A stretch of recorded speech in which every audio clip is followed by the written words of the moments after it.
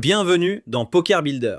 Aujourd'hui, on parle d'un sujet qui surprend énormément de joueurs, Poker Live versus Poker en ligne, les 5 différences qui changent tout. L'objectif est simple. Si tu joues surtout en ligne et que tu prépares ta première session live, tu vas savoir à quoi t'attendre. Et si tu joues surtout en live et que tu veux te mettre sérieusement au online, tu vas éviter les erreurs classiques. On suit un plan en 5 points très concrets. Et à la fin, je te donne un mini exercice à faire avant ta prochaine session.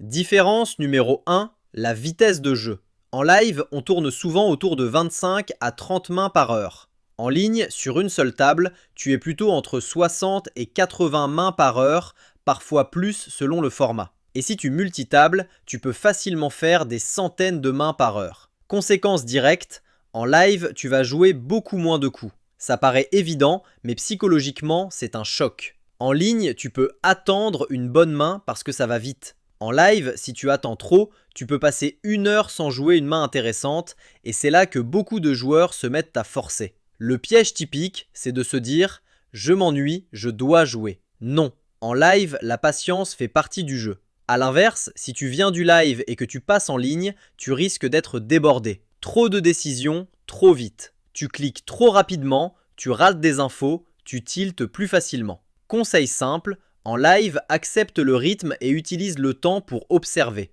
En ligne, impose-toi une routine de décision et ne rajoute pas des tables tant que tu ne maîtrises pas le confort mental. Différence numéro 2, les tells physiques contre les tells le timing.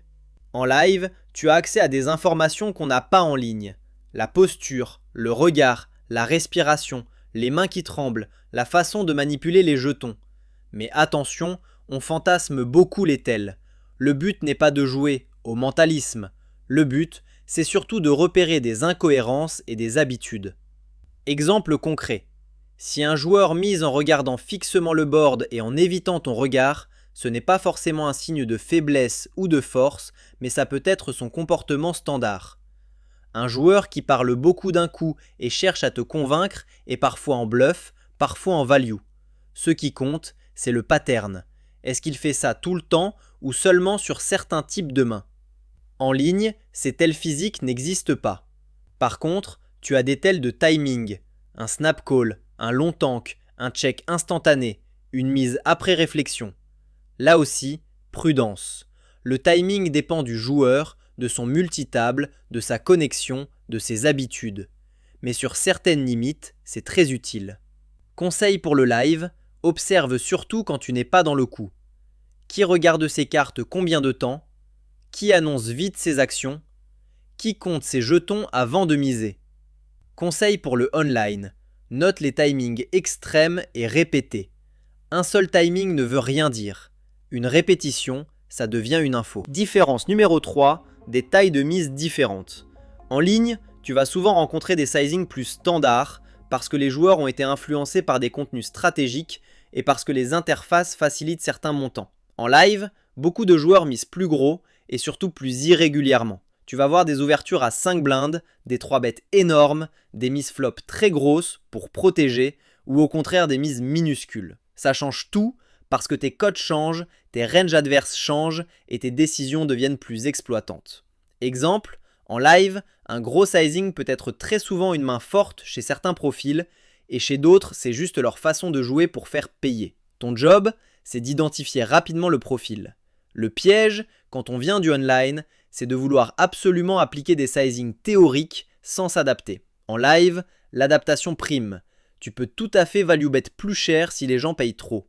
Et tu peux bluffer moins si personne ne fold. A l'inverse, quand on vient du live vers le online, on a parfois tendance à faire des sizings trop gros et on se retrouve à se value cut ou à brûler des jetons en bluff dans des spots où les sizings plus petits sont plus efficaces. Conseil pratique, en live, commence par jouer simple. Quand tu as une main forte contre des joueurs qui payent, mise plus cher. Quand tu bluffes, choisis des spots où tu as une bonne histoire et des bloqueurs, mais n'essaie pas de surbluffer juste parce que tu sais bluffer. Différence numéro 4, l'ambiance, la discipline et la fatigue.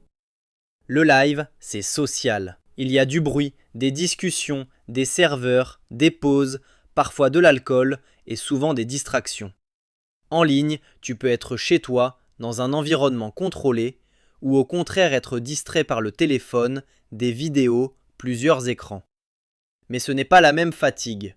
En live, la fatigue vient de la durée, de l'attention continue et du fait que chaque décision prend plus de temps. Tu peux aussi te sentir intimidé.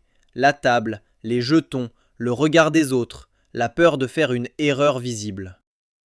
Piège numéro 1, jouer live comme en ligne, comme si tu avais plusieurs tables mentales. Tu veux aller trop vite, tu t'impatientes, tu te fais embarquer émotionnellement. Piège numéro 2, être intimidé par l'ambiance et du coup jouer trop serré, trop passif, ne jamais value bet assez ou ne jamais 3 bet. Conseil live, prends ton temps. Annonce clairement tes actions. Respire. Et donne-toi le droit d'être moins parfait techniquement au début, l'important c'est de rester lucide. Conseil online, impose des règles de discipline. Pas de session si tu es épuisé. Pas de multitâche. Et définis un stop loss, même petit, pour éviter de t'enfoncer dans une spirale.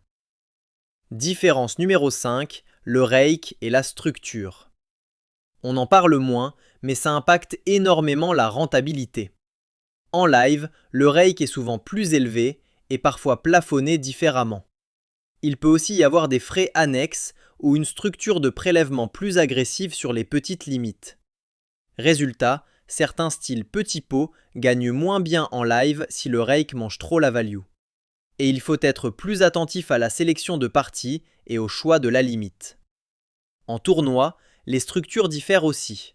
En live, les niveaux peuvent être plus longs, ce qui donne plus de profondeur et plus de jeux post-flop. Ou au contraire, certains tournois sont très turbo. Les pauses, les en-têtes, les formats, tout ça influence ta stratégie. En ligne, tu as souvent des tournois plus rapides, beaucoup de volume et des fields différents. Conseil, renseigne-toi avant de t'asseoir. En cash game live, demande le rake et le cap. En tournoi, regarde la durée des levels et la profondeur de départ.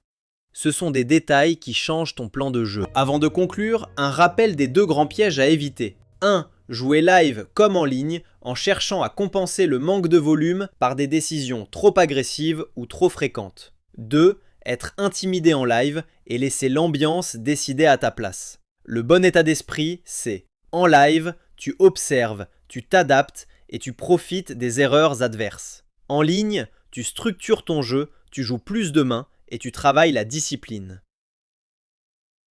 Mini-exercice, très simple. Si tu joues ta première session live, définis 3 règles simples à respecter. Je te propose un modèle. Règle 1, je prends toujours 5 secondes avant chaque décision importante. Règle 2, je note mentalement au moins une habitude par joueur à ma table. Règle 3, je ne joue pas un gros pot sans raison claire, soit value, soit bluff bien construit. Tu peux adapter, mais l'idée c'est d'avoir un cadre. 3 règles, pas 10. Le but, c'est de rester stable. Et si tu veux progresser plus vite, je te recommande d'aller sur poker-builder.com. C'est une plateforme tout en un pour joueurs de poker. Tu peux y structurer ton travail, retrouver des contenus pédagogiques et construire une approche solide que tu joues en ligne, en live ou les deux. On se retrouve au prochain épisode de Poker Builder et d'ici là, que tu sois derrière un écran ou autour d'une table, joue simple, observe et garde la tête froide.